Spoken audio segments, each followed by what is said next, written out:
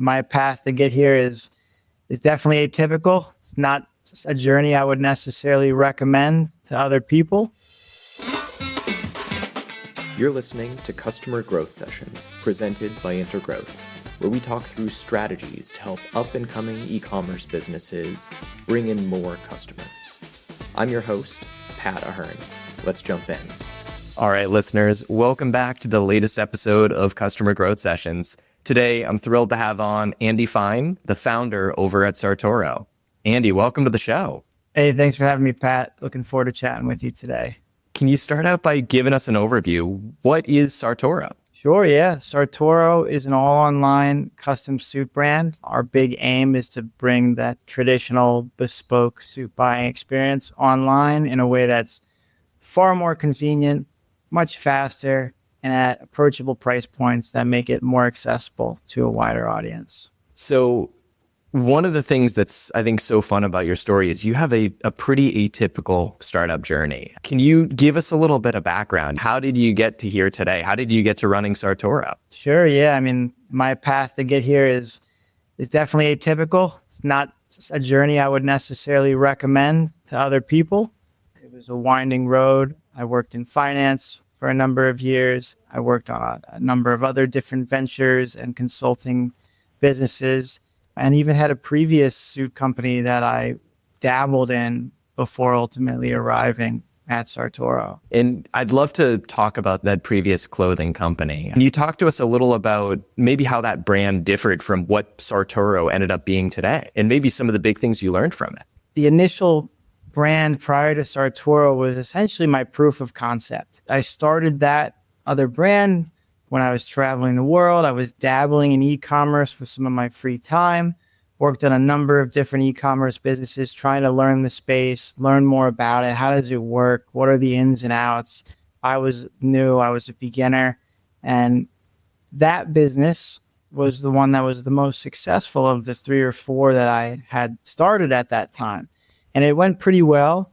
We were manufacturing suits in China. I had very little control over production, branding, anything, and the quality was subpar.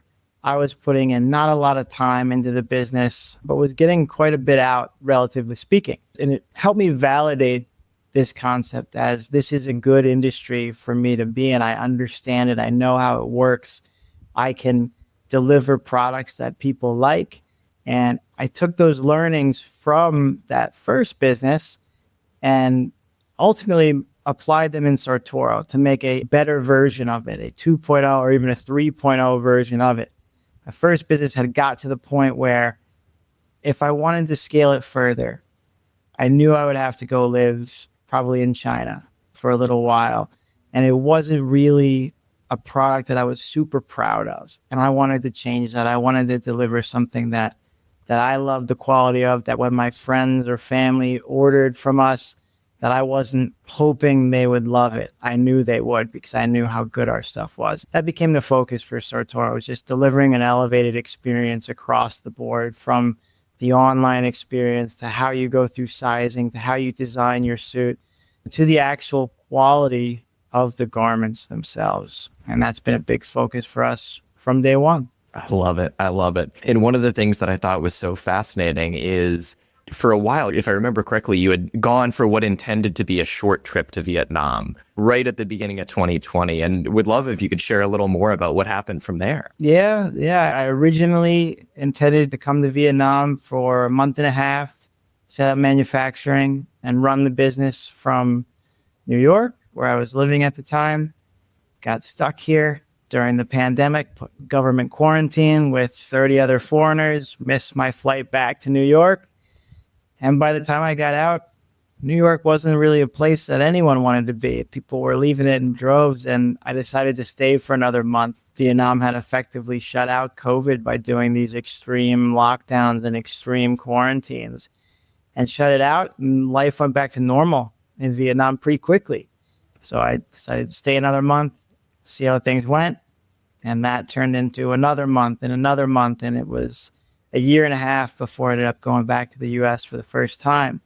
But it really allowed me to dive more into understanding the manufacturing process, the culture over here, how to work with the people over here, the ins and outs of business, which was shocking to me how different it is from how the West operates. And you really have to adapt to that and understand it if you want to succeed working or manufacturing out of a country that's very different from the one you grew up in. And so it really worked out in the long run, and we're able to just do so much for the business over here at just lower costs, at more efficiency.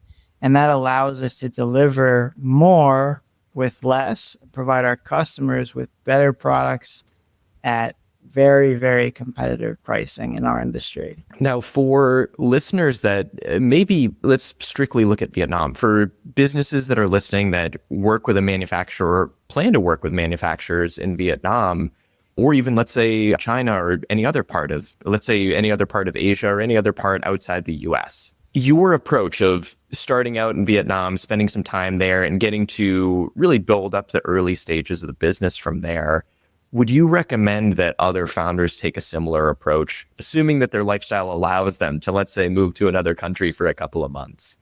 Yeah, I mean, well, going up one level higher than that, I think global travel is probably the best thing that, anyone can do for opening their perspective, just really getting a true world view and getting out of the bubble of their hometown or even their home country to see how other people live and realize that there's a lot of differences out in the world, and differences aren't necessarily a bad thing. They're just differences. And I think as more people start to understand it, we become more tolerant, we become more inviting, we become more compassionate about those around us. And I think it's a great experience to travel. And I've done so extensively over the last 10 years. Living here really allowed me to immerse myself into the culture, into the people and how things work.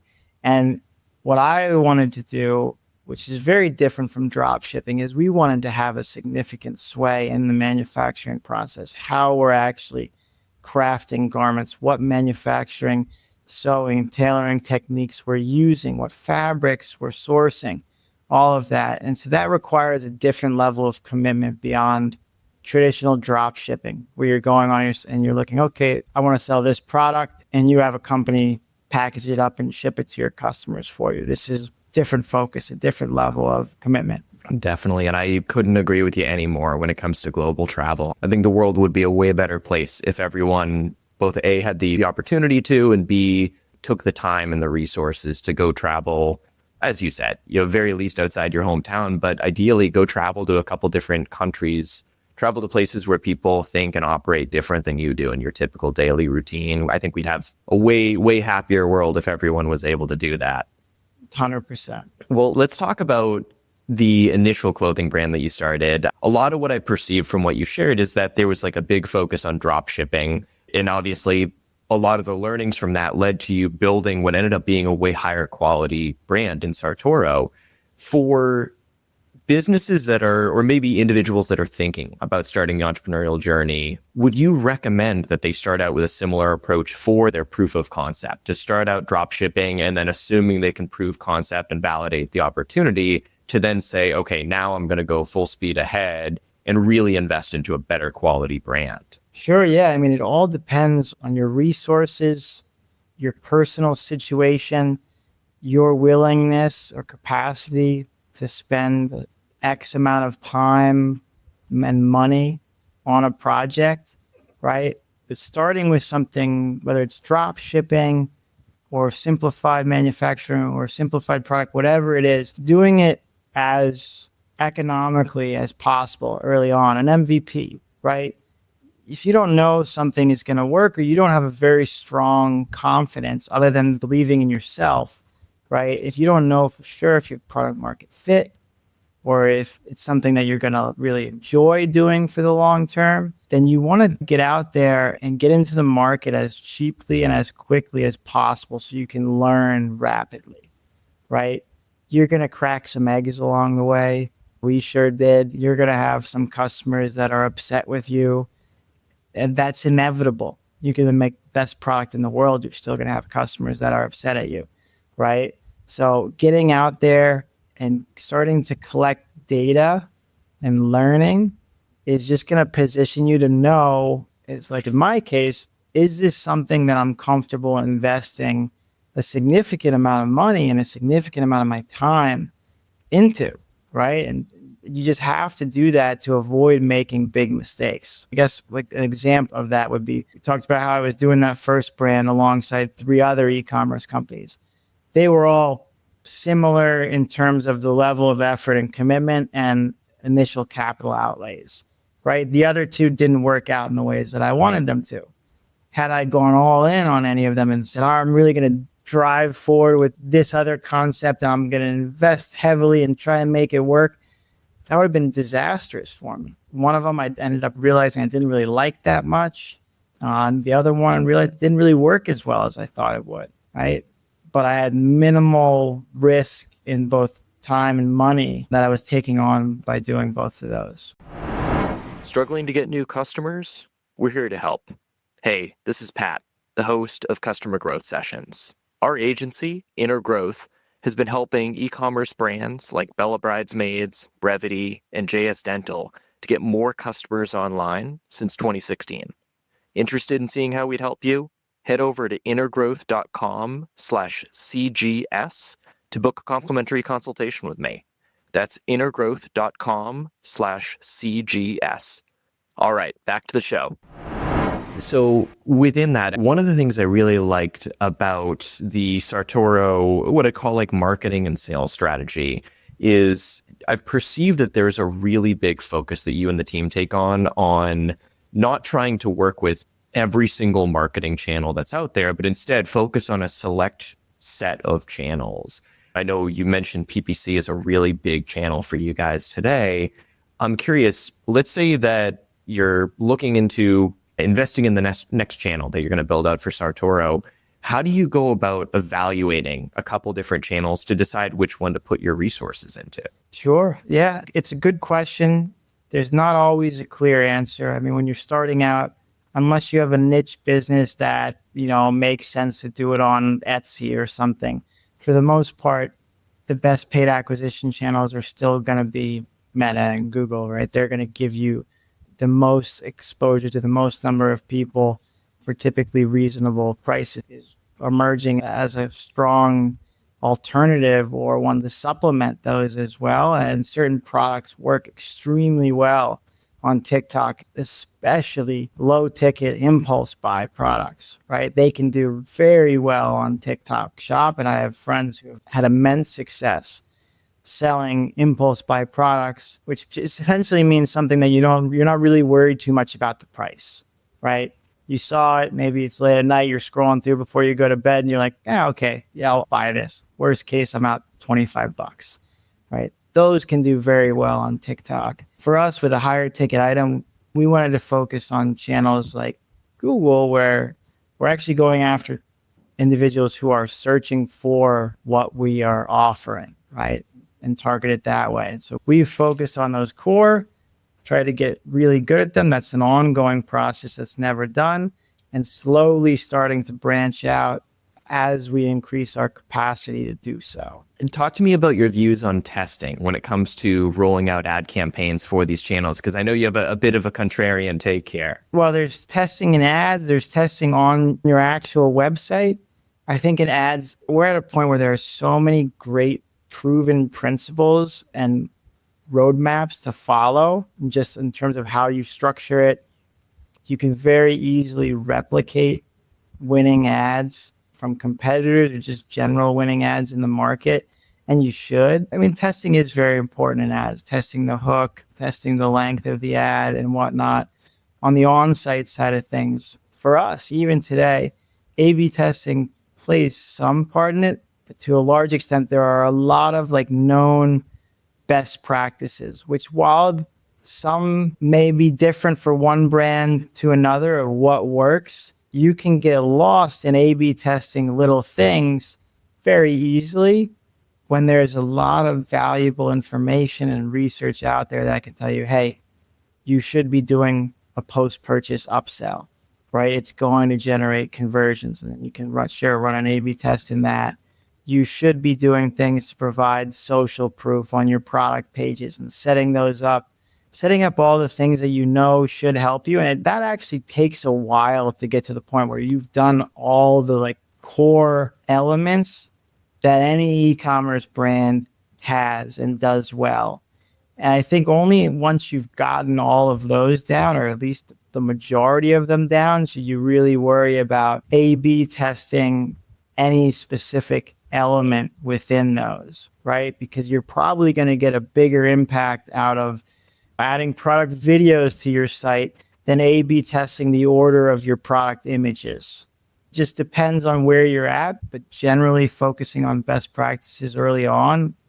And again, that takes longer than you'd think till you get it all there, depending on the complexity of your site. That's where I put our focus, and that's where I recommend putting the focus early on. Now, very broad question, but in terms of learning best practices for, let's say, conversion rate optimization, product layouts, whatever it may be, are there certain resources that you find yourself regularly going back to, certain brands you follow, individuals who you think do a really exceptional job sharing that? Good question. I'm not always good with remembering the specific names. For us, I draw inspiration from a lot of different places, whether it's direct competitors or people, businesses in a completely different space from us, right? You might be looking at a website that is not even in the same product category or industry. And you're like, wow, I really like how they laid this out. It makes the story very clear. That this company's About Us page is, really compelling and makes me want to buy from them. How can we incorporate that? So we draw inspiration from a lot of areas that we find something we like and we add it to our, our ClickUp board and say, okay, we're going to revisit this. We're going to look at how can we incorporate something like this in the future. There's some research tool. I think it's Baymard Institute has a lot of UI, UX resources available.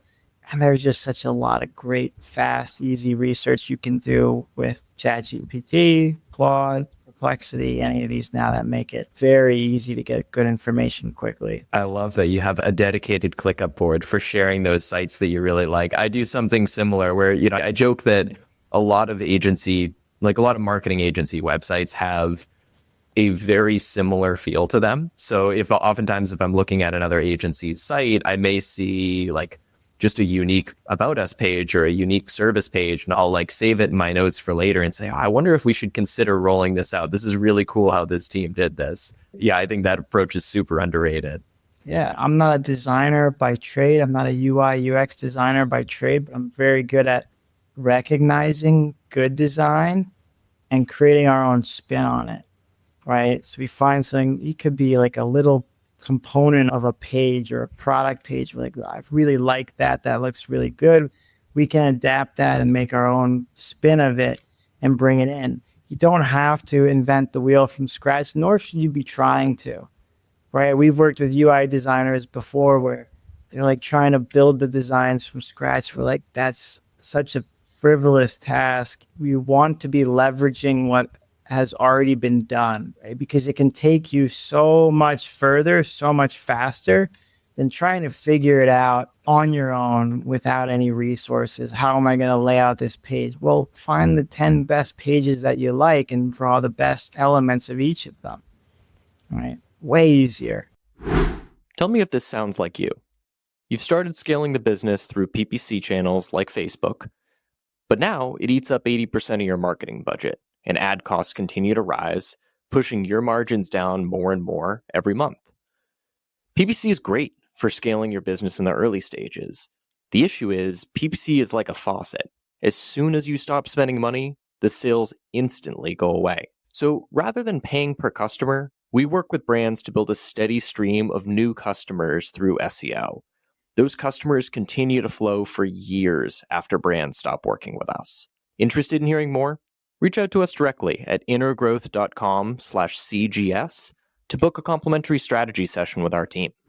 Absolutely. Absolutely. Oh, I love that. And for us, we just went through a site redesign a couple of weeks ago. By the time this goes live, we should be all live with it. But that's a huge exercise that we ran through is we started out by saying, what are a bunch of other websites we like, whether they're agency sites or other sites, and pulled little bits and pieces of inspiration and said, we really like this specific component of this page of this site. Let's see if we can build a component similar. Yeah. And it's an iterative process. I think just one last thing I'll add to that is what you think is great now is probably not going to be what you think is great in a year or two. And even just Sartoro's progression, what our website looked like when we launched. I look back now and I think that version looked horrible, right? Was it horrible? No. Was it as good as what we have now? Definitely not. We're much better now, but you can get stuck in this loop if you're trying to find perfection early on, because whatever you think is perfect today, one, you'll spend a lot more time getting to it. And then probably in a year, you'll realize, hey, there's actually a way better thing we can do.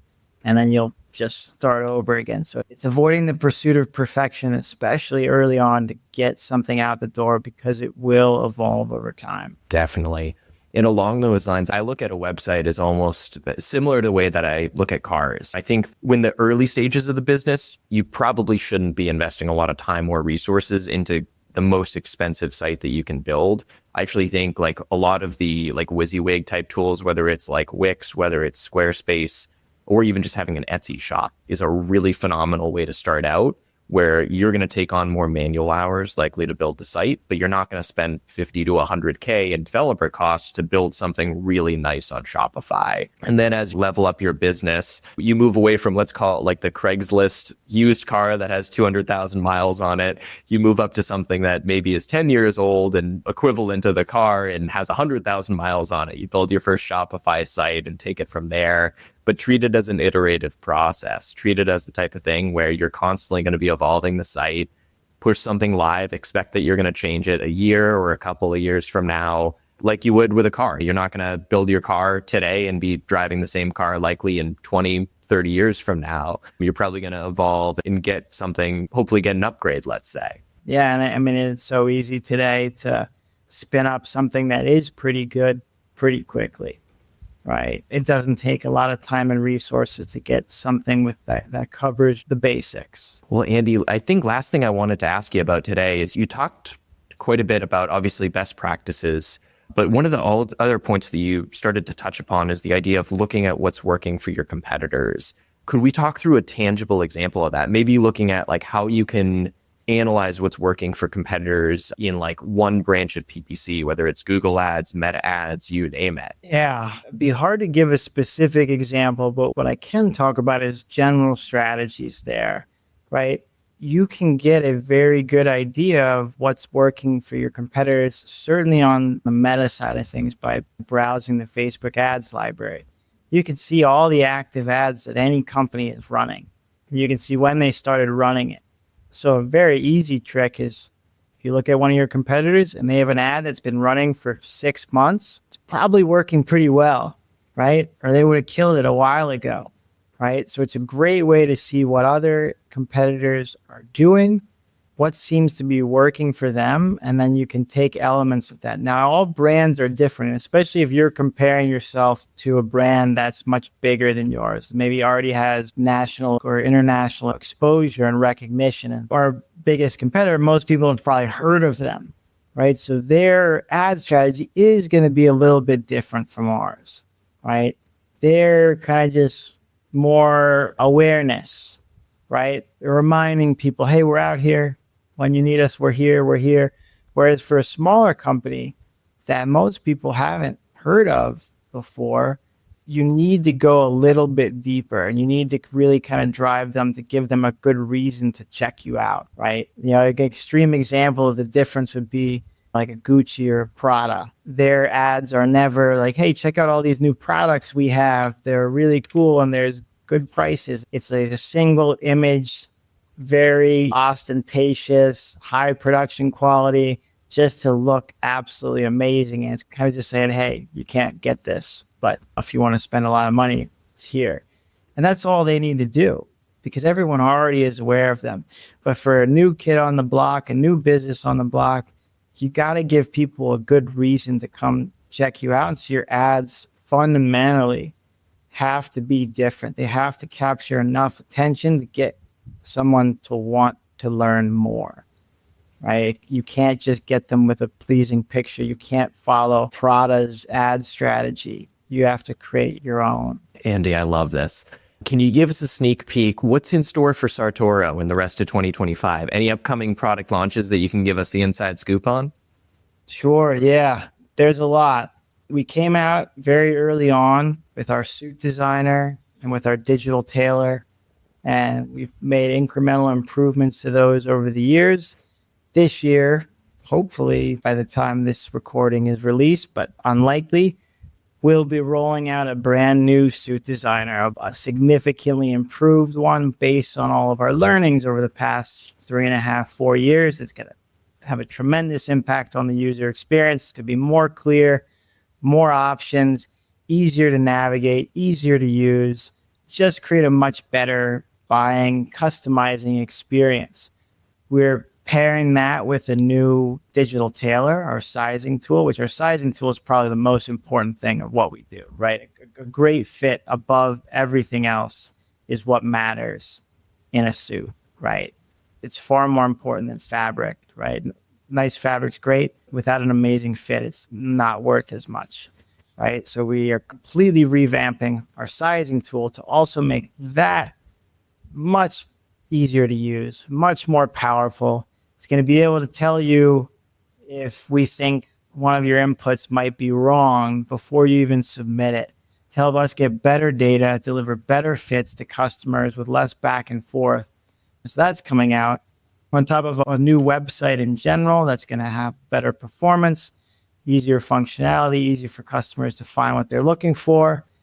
And we're layering that with rolling out over 60 new luxury suits and 65 new shirts that we're bringing to the table, hopefully in late May. Wow. Okay, so listeners, definitely check out the Sartoro site by the time this goes live. It sounds like there's a lot of stuff in the works right now. Andy, I hope you're going to get some sleep in the meantime, in the middle of launching all this stuff. Yeah, maybe once it's all done. Yeah, it's a big lift. We're excited about it. It's just going to take our experience to the next level for our customers and really deliver on our goal of, again, bringing that bespoke experience online and making it incredibly easy for anyone from anywhere to get just an amazing fitting custom garment that will be the new favorite one in their closet. So to wrap up, first, where can listeners go in order to buy a Sartoro suit or just to learn more about the brand? 2, which of the limited social channels are you and the team most active on right now? Sure. Yeah. Our website's sartoro.co. We're also on Instagram at sartoro.co and Facebook as well under the same name. We'll be out on TikTok soon. We've avoided that or haven't had the capacity for it until now, and we're finally making the push to get into TikTok as well. But you'll find a lot of great information on the website. We do offer suit consultations that can be booked for anyone to meet with a member of our team, get help making decisions, help with sizing, any questions you have about the process. So we try to deliver that, in-store experience as well, and anyone can take advantage of that for free. I love it. Well, listeners, once again, this is Andy Fine, the founder over at Sartoro. Andy, thank you for coming on today. Hey, thanks for having me, Pat. Appreciate it. Thanks for tuning in to Customer Growth Sessions. If you found it helpful, subscribe and give us a review. It helps us to grow the show. Looking for more SEO guidance on how to grow your business? Contact us at intergrowth.com/estimator or email me directly. You can reach me at pat@intergrowth.com. That's all for today. We'll see you again soon.